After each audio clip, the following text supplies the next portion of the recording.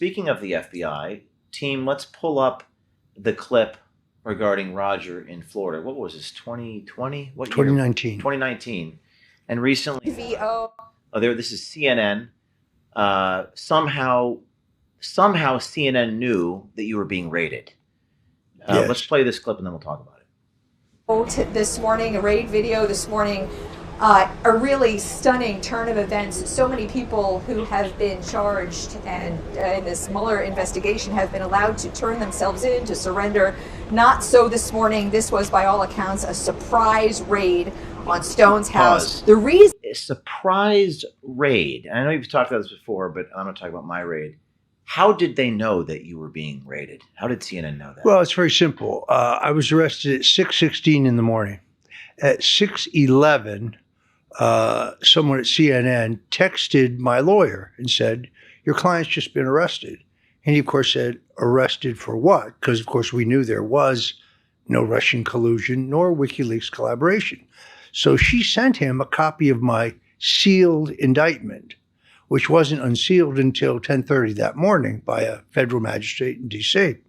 But if you looked at the metadata tags on that document, you find the initials of the man who wrote it, Andrew Weissman, therefore the man who leaked it, in violation of federal law, because the leaking of a search or arrest warrant prior to it being executed is actually a felony.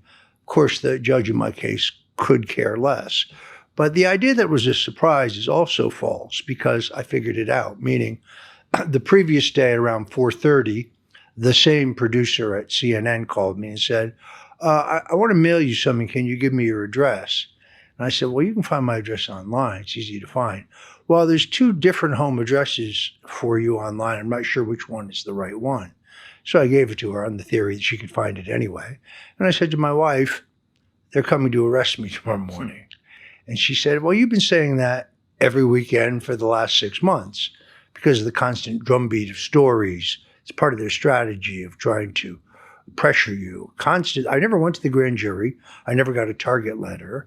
But every 2 or 3 days, you'd have a new story pop up saying, I was the focus of Mueller's probe, the noose tightens on Stone, the Stone under the microscope. Were you afraid? Were you scared? I wasn't afraid. I was angry. Because, I knew that there was no Russian collusion. I knew that their entire narrative was false. But every time one of the people who worked for me, and some people who didn't work for me, some people I hadn't been in touch with for 15 years, all these people were being dragged in front of the grand jury. And of course, their names are immediately leaked. So 3 more Stone associates go to the grand jury. And I'm scratching my head, as are my lawyers, because can't think of any crime that I'm actually guilty of or that I could be charged with. So I would say at about 5 o'clock in the morning, I set my alarm. I got up, I took a shower. I put on my Roger Stone Did Nothing Wrong t-shirt because I see a product placement opportunity coming. Those are your shirts that you produced. Yes, I was selling them to pay for my legal defense. I was saying them, if you bought your T-shirt for whatever it was, $25. So you knew they were going to raid you that morning? Definitely. That morning? I sensed it. It was coming that morning. And then I would say about 5 o'clock, I got a call on my cell phone from a Fort Lauderdale police officer who happens to be a friend of mine. And he said, are you at home? And I said, yeah, why? He said, well, I'm down at Starbucks, and I bet there's, 20, maybe 30 FBI agents here lined up getting coffee. I get the distinct impression that they're headed to your house after they leave here. And I said, yes, I'm expecting them. So I was sitting in the upstairs window, which is the only, it's in the bathroom. It was the only window in the house upstairs where you could see the entire front yard. And sure enough, first you saw the red lights. I mean, they came very, very loud, very heavy. You saw the red lights, you heard their sirens, like I'm dangerous. Right. I saw them pull a battering ram out. But first, before all of that, James, I saw the CNN crew set up 25 feet from my front door. And I later got an affidavit from a Fort Lauderdale police officer who was called in to do backup. I live on a dead-end street, so they roped off the end of the street. All the media was on the other side of the rope, about a half a block away, except for CNN. They were allowed to be right at right next to my house. And the police officer says in his affidavit, when he told CNN they had to move, he got chewed out by an FBI agent who said, no, CNN had special permission to be, inches away from where I was Who arrested. gave him that permission? I presume the FBI did, or the prosecutors. The prosecutors in my case were actually there for my arrest. You realize this was one of the greatest missteps in American political and public relations history. Helped get Trump elected, perhaps. Well, it certainly allowed me to finance my legal defense, because if I had quietly turned myself in, and the day before my attorneys had talked to the special counsel's office, we handed over 30 pages of text messages, copies of text messages that proved that I was telling the truth and that the witnesses against me were lying.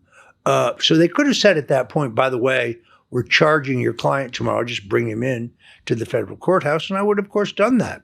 This is James O'Keefe. You know me for exposing the truth and holding the powerful accountable. But today, I want to talk to you about protecting your own freedom, starting with your finances. Right now, the warning signs are everywhere. The Fed continues to print money, interest rates and inflation remain high, and everywhere you look, your hard-earned money just doesn't go as far as it used to. That's not your imagination, it's today's reality. If central banks are loading up on gold, why not you?